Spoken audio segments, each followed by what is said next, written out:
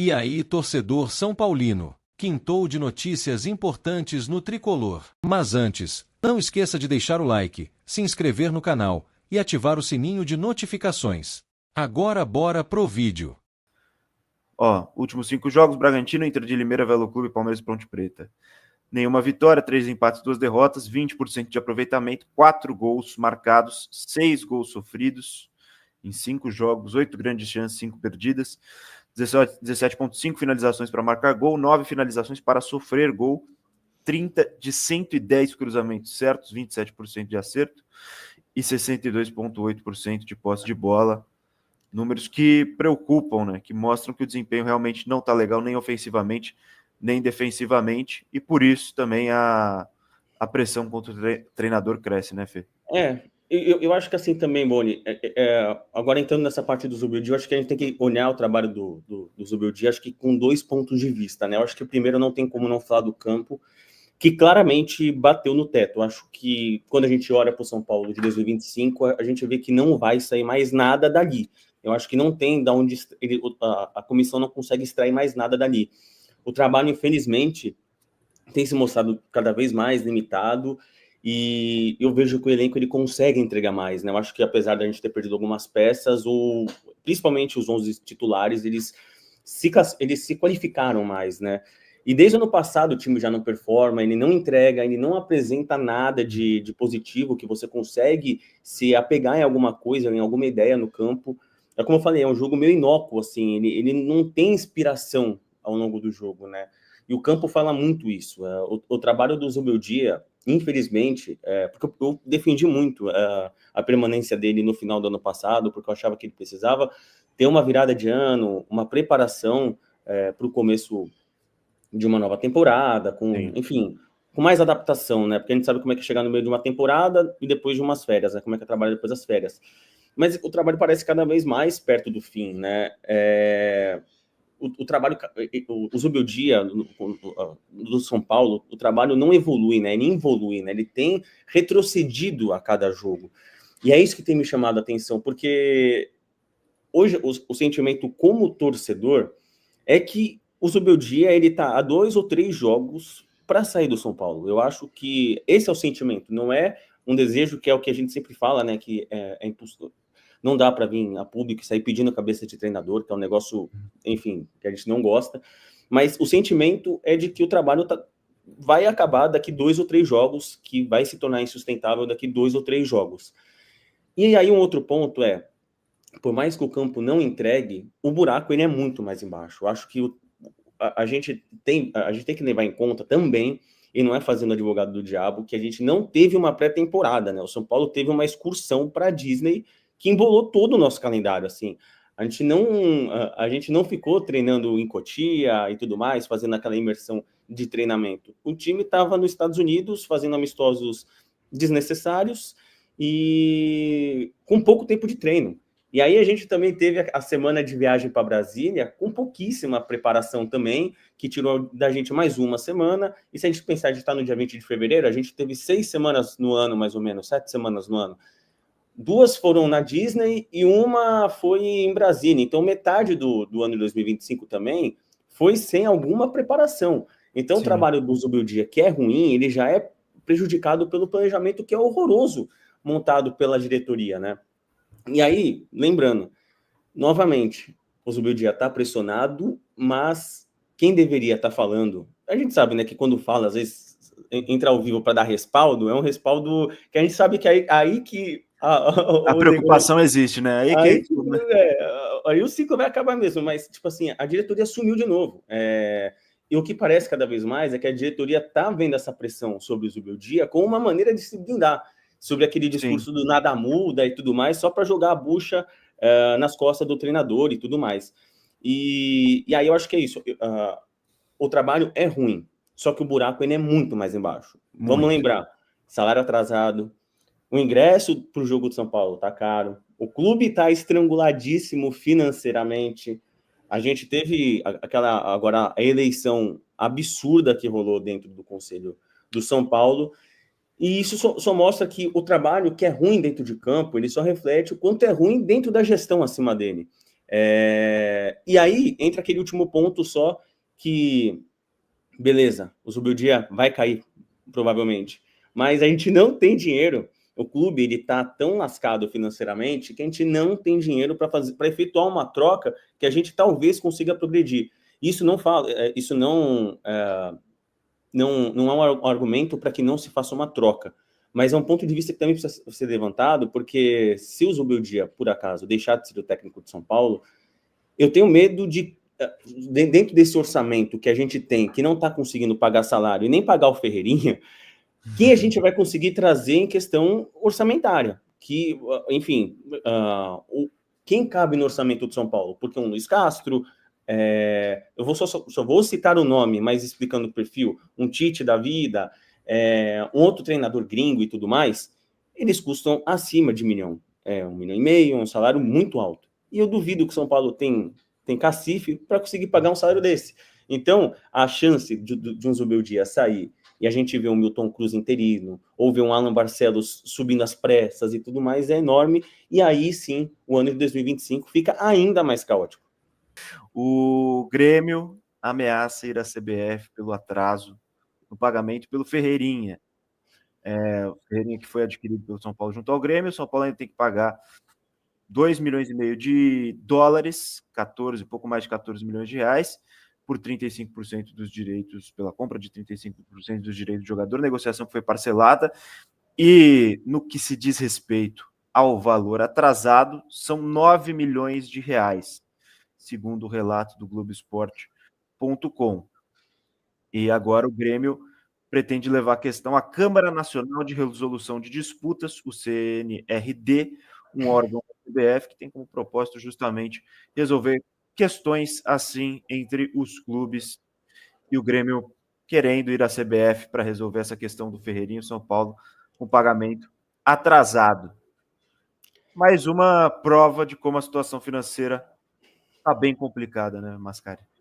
Boni, a gente está devendo por 35%, a gente não está conseguindo pagar 35% do Ferreirinha. É tipo, sei lá, não conseguir pagar um jogo de pneu de um cadete, mano. A gente não tá conseguindo honrar um compromisso de algo que é banal, não é que a gente tá devendo, a direção não consegue pagar a contratação do super craque de fora e, enfim, tá devendo alguém grande, assim. Não, a gente tá devendo 35% do Ferreirinha. E a minha dúvida, eu acho que agora que, enfim, nessa reta final, só sendo muito enfático agora sobre o problema da gestão de São Paulo, né? A gente está vendo o maior déficit da história de São Paulo, os salários sendo atrasados e um descontrole financeiro total, já que a gente não consegue pagar 35% do Ferreirinha.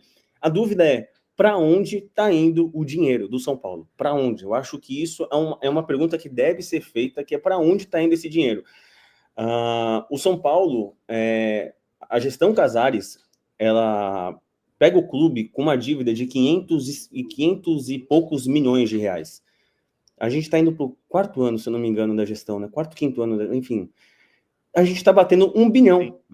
E aí, a gestão do Leco, onde o Casares e toda essa galera fez parte também da gestão do Leco, não pode ser mais uma bengala para eles, argumentativa, para que eles, enfim, tenham esse respaldo e falaram que a situação, eles pegaram uma situação crítica. Eles estão tornando a situação do São Paulo mais crítica. E o que me pega o São Paulo, a gestão Casares, ela se acostumou muito a fazer gambiarra. Só uma coisa, Mascari, desculpa te cortar, mas é engraçado porque esse papo de pegou uma situação difícil já não cola mais, porque já é o segundo mandato. A gestão anterior é deles. A gestão anterior é dele já. Exato. E o São Paulo, ele é acostumado a fazer uma gambiarra financeira, que era fazer 300 empréstimos no ano para pagar outro empréstimo, para pagar uma dívida. Só que agora chegou o FIDIC e o São Paulo não pode mais fazer empréstimo, porque o FIDIC é para pagar esses juros desses empréstimos. E eu vejo que a diretoria ela não sabe mais como lidar com as finanças. Tipo assim, o remédio que eles tomavam financeiramente era pegar um empréstimo. Agora, como você não pode mais pegar um empréstimo, eles estão... Qual foi o caminho que eu vi que eles tiveram? Vender jogador por mixaria. Eu acho que isso explica muito a saída absurda do William Gomes pelos valores que foram, a negociação ruim do Rodrigo Nestor pelo jeito que foi, a saída também horrorosa do Moreira do jeito que foi. A gente doou jogadores para ao que parece, para pagar dívidas de curto prazo, como esses salários e tudo mais. E, cara, eu vejo que, assim, o FDIC, o ano que o São Paulo está entrando no fiscal e tudo mais, era para o Casares estar quinzenalmente falando com o torcedor, falando com a imprensa sobre a situação financeira. A gente está no momento de apertar as contas, agora a gente está vendo o quanto é apertar as contas, tanto é que, ao que me parece, olhando de fora, é por isso que o São Paulo também nem trouxe o Thiago Mendes ainda, não fez nenhuma loucura para trazer o Thiago Mendes, antecipar uma possível vinda dele. E, cara, falta falar com o torcedor. Essa omissão de esconder a verdade, de não dar a cara a tapa, só é prejudicial para o andamento do São Paulo nesse ano tão difícil financeiramente. E aí é o meu ponto. A gestão Casares, ela sempre viveu de muitas narrativas, de narrativas que eu sempre vi como, não é nem marqueteiras, porque são narrativas ruins, que dentro dessas narrativas sempre escondeu o quanto é uma gestão nociva para o São Paulo. Como eu falei, a dívida aumentou, a gente está tendo problemas no social que são colossais, onde a situação tem dominado cada vez mais a política interna do clube, elegendo até supostos torcedores rivais dentro do Conselho de São Paulo. E eu vejo que a gente não está encontrando mais uma saída. E dentro desse bolo que o São Paulo se tornou dentro da gestão, querendo ou não, o clube que já não é bem administrado financeiramente, ele também acaba não sendo bem administrado profissionalmente. Eu acho que se o São Paulo, enfim, tivesse alguma dívida, mas tivesse alguma gestão competente dentro dele, como um diretor de futebol que não fosse um dono de loja de roupa, com todo o respeito e carinho pelo Muricy, mas o Muricy dando as cartas não está dando mais, ou ter pessoas como o Douglas Schwartzman comandando o Cotia, ou como até acho que o Zubeldia já falou numa entrevista, que quem faz a ponte entre Cotia e a Barra Funda é o Milton Cruz. A gente está parado no tempo, onde o clube se tornou um lugar de cabide de abnegado do clube, sabe? Então a gente vira uma bola de neve. O São Paulo é mal administrado financeiramente, é mal administrado profissionalmente no futebol, e o que só mostra que a Copa do Brasil, é o que eu sempre falei, a Copa do Brasil que a gente ganhou com o Dorival, tem só, a culpa ali é muito do Dorival e do brio dos jogadores para quererem ganhar um campeonato pelo São Paulo. Porque é importante lembrar, antes da final, o Casares ia vender o Wellington. A gente ia jogar a final da Copa do Brasil sem lateral esquerdo. Então, aliás, eu acho que foi antes do jogo do Corinthians, né? Mas enfim, a gente ia jogar um mata-mata. Final mesmo. A gente ia jogar o mata-mata da Copa do Brasil sem lateral esquerdo. Então, é muito preocupante o quanto o São Paulo está se deteriorando internamente. Esse caso do Ferreirinha, do pagamento de atraso, mostra como também a gestão Casares está derretendo.